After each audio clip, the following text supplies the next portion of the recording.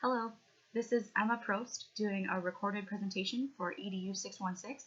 My topic is effective use of adult learning contracts with a focus on academic and personal goals. The agenda for my brief presentation here is I would like to introduce first of all the topic of learning contracts to you, and second to establish some goals for the presentation today. I would then transition into an overview of strong contracts with some benefits and also some limitations that do happen with learning contracts. If I were to have presented this at the workshop that day, I would have used an activity where we would actually draft a mock contract together, and I'll walk through the steps of that with you in this presentation so you have a good idea of how to create your own learning contract. And then finally, I will do a closing reflection and review the major points of the presentation.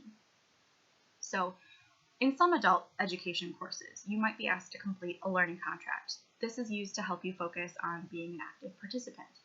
For some of you, this responsibility of designing and using a learning contract might be a new thing. Learning contracts are based on the concept of self-directed learning in adult ed. So whether you know it or not, all of you have actually had experiences with self-directed learning because you've assumed the responsibility of your education in some form or another. So with this in mind, the approach that I took for this entire presentation and also the paper that I am drafting comes from the book The Adult Learner, and the sentence that I pulled from that text here is really the fundamental theme throughout my research. They say learning contracts provide a means for negotiating a reconciliation between external needs and expectations and the learner's internal needs and interests. I was drawn to this topic because I wanted to figure out a better way to balance my own personal learning interests and needs along with a given course's expectations and objectives. And learning contracts are certainly one way that we can do this. So my goals for this presentation inform you about learning contracts, help you focus on being an active participant, and also explain more about how these concepts, which are based in self-directed learning, can be used for you in your classroom and also for yourself as you participate in other classes. So again, goals: understand the practical uses and benefits as well as the limitations of a learning contract for yourself, but also for other learners in your classroom. The activity that we'll be doing, or that I'll go over here, is going to be a practice drafting of a contract that helps you individualize a course to your own needs and interests. So let's go over a couple of the basics that we have when it comes to understanding what is a learning contract. There are three main things I'm going to go through. First of all, it allows you to reflect on a course topic and your specific learning goals as it's related to that topic. For example, if I were to draft a contract for EDU 616, this is going to reflect my learning goal as it relates to, let's say, adult learning theory, for example. Second of all, you're going to want one unified document that all refers back to that very same learning goal and the course content. So everything constantly points back to that same learning goal.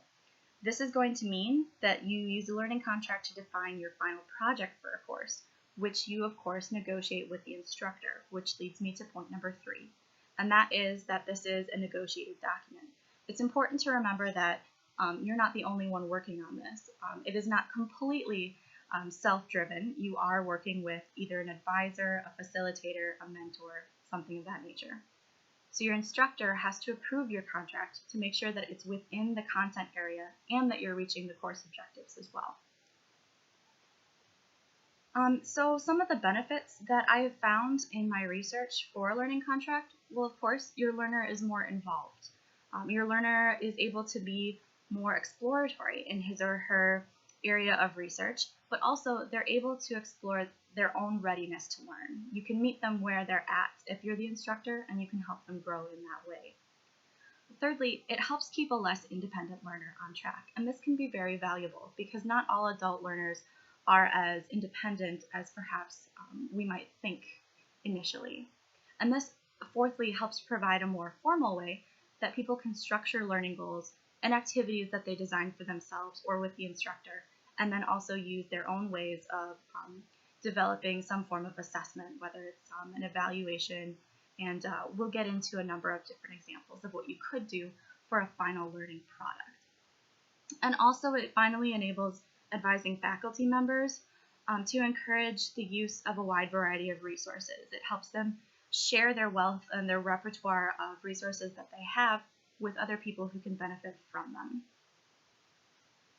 Some of the limitations that come with adult learning, with learning contracts, well, it might be challenging for students who are used to a lecture and exam type of a course.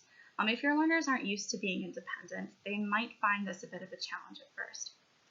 Additionally, it's not very useful for content with which the learner is completely unfamiliar. If you don't know a subject, how are you supposed to set a learning outcome or objective about it other than, I will master this? So it has to be more specific. You have to have at least some familiarity with it. And then thirdly, you want to be able to allow for modification as the course progresses, but you need to understand how much modification can you really allow. And this is perhaps more on the part of the facilitator who is overseeing the student who's using the learning contract. So how much are you able to change, or how willing are you to adapt as the semester progresses? So that's something that will kind of be more individualized between each person and each instructor as well. And then also it requires that teachers redefine that traditional role of the classroom from teacher to student to be more facilitator to learner. And that can be a challenge for people who have not really branched out and tried more of the non-traditional or newer ways of negotiating with students. So those are some of the limitations that do come with a learning contract. At this point in the workshop, I would have transitioned into our activity. And this initial activity involves the student-learner relationship to the learning contract. So not in the steps that we would take if we were facilitators of the learning contract, but as students, here's what we would have done. So the first step is you want to identify what do you want to learn? What do you want to learn how to do? What are you interested in getting out of the course or perhaps the program? What are you hoping to apply in your work setting? So that would be the initial question, fundamental question that we would start with there.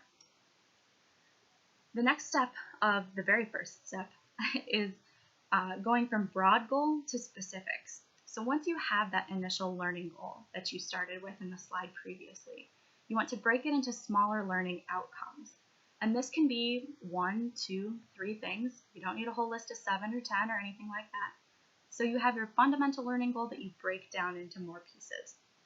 So if you're participating in this presentation, perhaps consider writing down a short answer to the following question. What are some of the things that you want to get out of the course?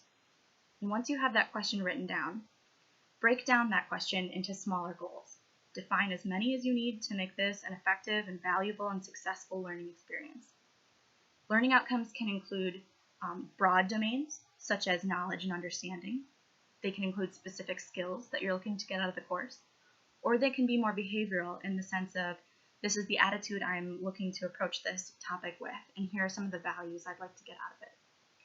So as you're breaking down that larger goal, you can consider using the following prompt to start your sentence.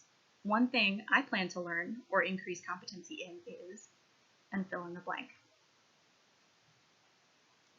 The third step that we're going to do is describing the learning outcome. So choose one of those learning outcomes that you've broken down from your learning goal, and we're going to work with just one of them. In a learning contract where you're going to do a full draft, you would address each of these in the following way. So the first step is to consider some of the learning strategies and resources that you have. This is the portion where you go, this is how I want to go about achieving this objective. So for example, if you were going to be doing this for EDU 616, you would say something like, I will read at least 5 sources about self-directed learning, and I will also read the book The Adult Learner. Again, this is how you're going to go about achieving your objective. Another thing to consider is evidence of accomplishment. So this is how I will know the objective has been achieved. This is how I'm going to prove to myself that this is where you're going to suggest activities and write about what you're actually going to do to meet that objective. So for evidence of accomplishment, this is the next step where you're going to write how you're going to prove to yourself that you've met your first objective. So for EDU 616, I will be able to describe self-directed learning in detail and the characteristics of a self-directed learner, something of that nature. The next step is going to be considering criteria and assessing evidence of accomplishment. So this is where you say, this is how I'm going to demonstrate that I have achieved this. How are you going to prove to someone else, like your instructor, for example, that you've met your learning objective and you've demonstrated that learning? So for example, EDU 616, I will write a 5 to 6 page paper on learning contracts that will become my final product for the course. We'll work on some more defining what assessment and evidence of accomplishment is in the second portion of the learning contract here. So again, learning strategies and resources, evidence of accomplishment, criteria and assessing evidence of accomplishment as well. Those three things you would write for each of the different learning outcomes that you've identified for your learning goal. Finally, part 2 of the learning contract is going to be the description of your final project or product and how it's going to support your learning outcomes.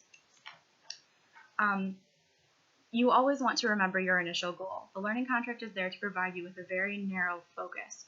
Use that to your advantage and focus on it as you draft this progress for yourself. Finally, it is the responsibility of the advising faculty member or facilitator to help students assist in developing a strong contract and ensure its quality as well. As a facilitator, you want to be able to recommend learning resources like books, journals, other faculty to talk to, different agencies, library materials, and so forth. And you want to be available as a resource yourself for information. However, you also want to make sure that you're allowing the student to take the initiative in asking for assistance with learning. So you want to meet with that student regularly to review progress. You want to have that open communication and a strong relationship with that student or with that learner. Share ideas, encourage each other, or encourage the learner too. Be open, be as comfortable as you want. It can be something that you share via email, via phone. There are a number of different resources that you can use to keep in touch with each other. And then finally, you're going to want to evaluate the student's work as it is described in the learning contract. So as a facilitator, you're allowing the student to come up with the learning contract, but you're also going to hold them accountable to that same contract. So in conclusion, I hope that this presentation and the PowerPoint that you've been viewing has helped you reflect on some of the academic course goals that you might have seen or are going to approach in your upcoming courses, and that you're able to now use this information to personalize different courses to either your individual learning goals and your interests, as well as the academic course interests. This will help you focus on your learning goals throughout the semester or throughout the course, and it will also encourage more meaningful learning and personal connections as well. So thank you for listening. Please email me if you have any questions. There's my email address on the screen right there. And I hope that this presentation has been informative. If you're interested in a number of resources, get in touch with me. I'd be happy to recommend some to you. Thank you very much.